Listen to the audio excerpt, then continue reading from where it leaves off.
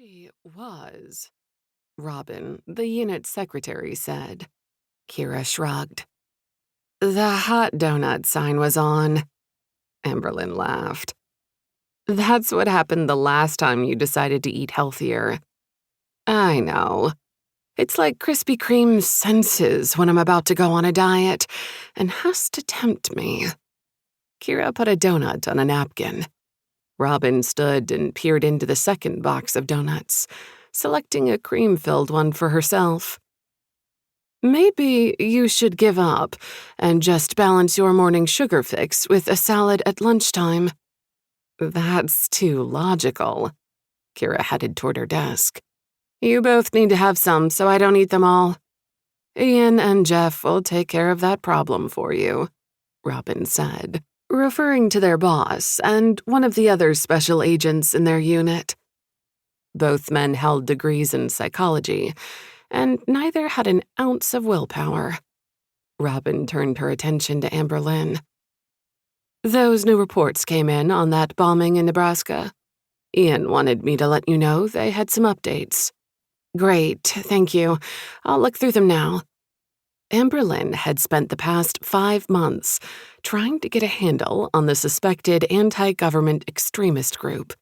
Forever Freedom had claimed responsibility for a bombing at a library on a primary election day. But despite Amberlyn's many conversations with the other members of her team, so far, no one had been able to determine what was motivating the group or who was leading it. Maybe the updates would include a lead that could finally break this case open. She grabbed a donut and continued to her cubicle. She reviewed the latest reports and updated her notes, but the only new information was the copy of the ballot for the local voting districts. Somehow, she doubted Forever Freedom had bombed a library and killed 6 people because of a bond referendum for road improvements. The election for the local sheriff didn't seem like a high probability for a target either. Setting that case aside for the moment, she pulled up her file on a suspected serial killer in Atlanta. The local authorities had worked the case for nearly 2 months before reaching out to the FBI's Behavioral Analysis Unit. The range of differences in the victims: a 28-year-old white male, a 34-year-old Hispanic female, and a 57-year-old black male, suggested gender prejudices weren't a significant factor. Amberlyn tried to look at the statistics without thinking about the victims' families and friends. She tried and failed. Lives had been cut short because the victims had been in the wrong place at the wrong time, or because someone had specifically targeted them. Amberlyn's job was to find out why, and to figure it out before another family lost a loved one. When she started at the FBI, she had assumed it would get easier to face all the evil in the world. She'd been wrong.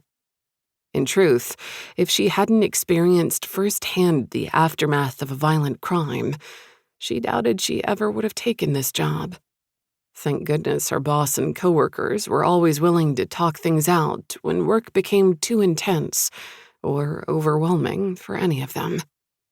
She was an hour into her workday when Jeff approached her cubicle, a file in his hand. Hey, I thought you'd want to see these.